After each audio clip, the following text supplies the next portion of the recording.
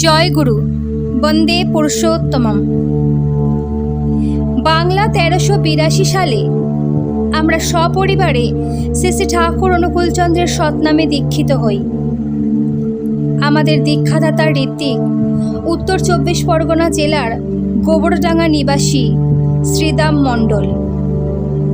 1406 সালে আমরা স্বামী স্ত্রী উভয়ে সস্তায়নী ব্রত গ্রহণ করি। স্বামী যুগল কুমার রায়, বাড়ি উত্তর 24 পরগনার বসিরহাট মহকুমা অন্তর্গত গন্ধর্বপুর গ্রামে। আমি যখন দীক্ষা গ্রহণ করি, শ্রী শ্রী ঠাকুর সম্পর্কে কিছুই জানতাম না। এখানে আমি বলতে লেখিকা শ্রীমতী মীরা রায় মা তার জীবনে পরম পিতার দয়ার কথা বলছেন বা লিখছেন। আজকে সেটাই আলোচনা করব। আমি যখন দীক্ষা গ্রহণ করি, শ্রী শ্রী ঠাকুর সম্পর্কে কিছুই জানতাম না। তিনি কে, কেমন করে চললে তার দয়া পাওয়া যায়। আমি যেদিন সৎনাম গ্রহণ করি, তার পরদিন ভোরবেলা ঘুমিয়ে আছি। পরিষ্কার শুনতে পেলাম, এই মেয়ে ওঠ, ইষ্টভৃতি করবি না? জেগে উঠে স্বামীকে ডেকে বললাম, ওঠো ওঠো, ইষ্টভৃতি করতে হবে। পরিবারের সকলে মিলে ইষ্টভৃতি করলাম। আমি যখন যাজন করি, তখন আমার নিজের জীবনের কথা মনে পড়ে যায়।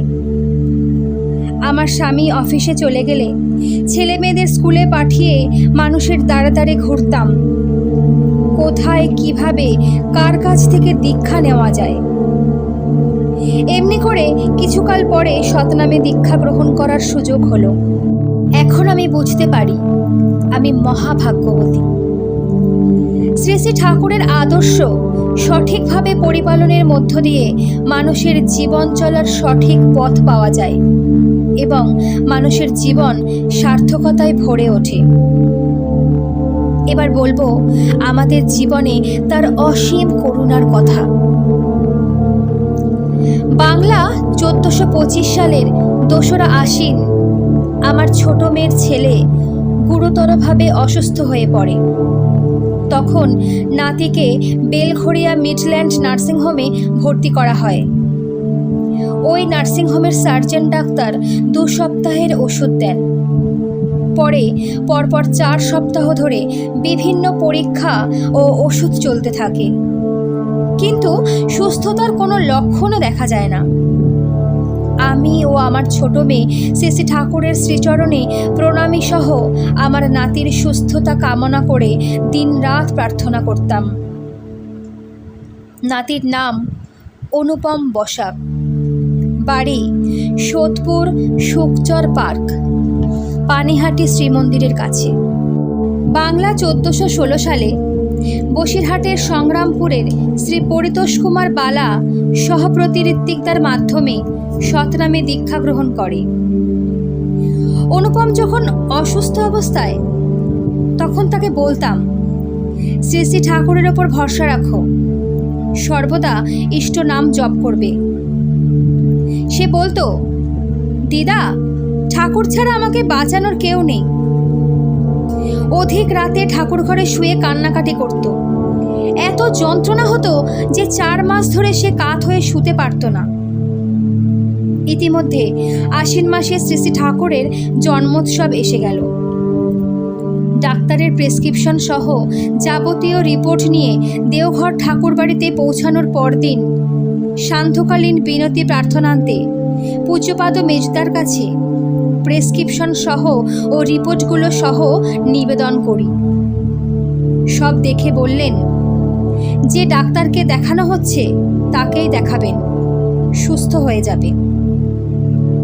পূজনীয় মেজদার আশীর্বাদ পাওয়ার পরে ছোট মেয়েকে ফোনে জানালাম, অনুপমের কপালে প্রণামীর অর্ঘ্য ছুঁয়ে ঠাকুরের সিংহাসনে রেখে দিও। সে তাই করে।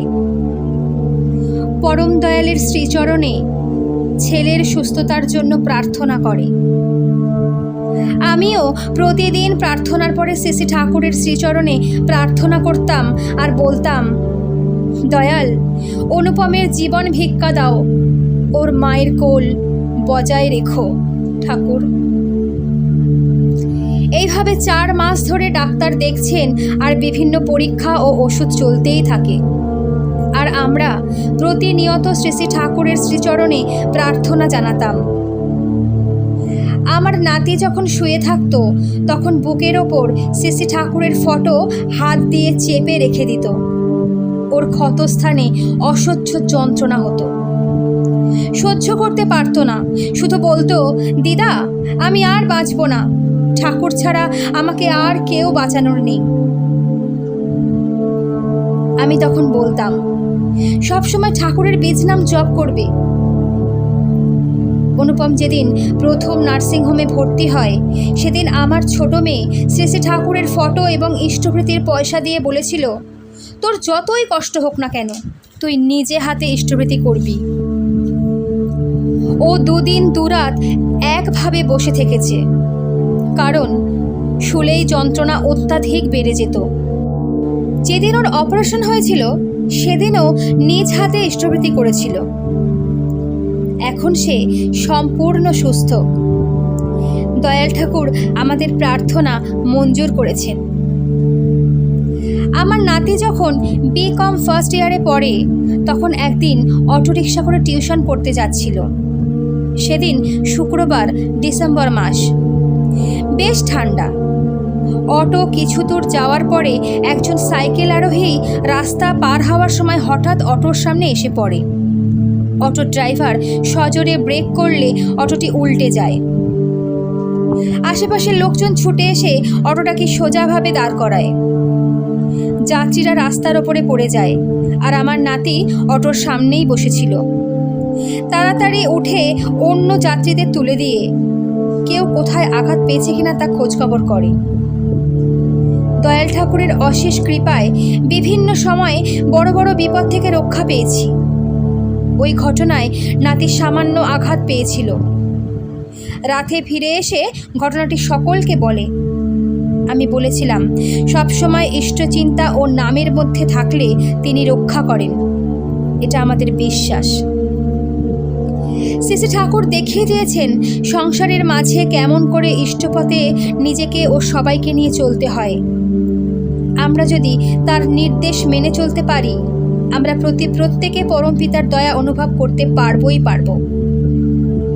আগে তার সৎনামে অভিষিক্ত হতে হবে, তারপর তার প্রতিনিধি আচার্যদেবের আদেশ মেনে চলতে হবে এবং ঠাকুরের দেওয়া পঞ্চনীতি পরিপালন করতে হবে, তবেই তার দয়া পাওয়া যায়।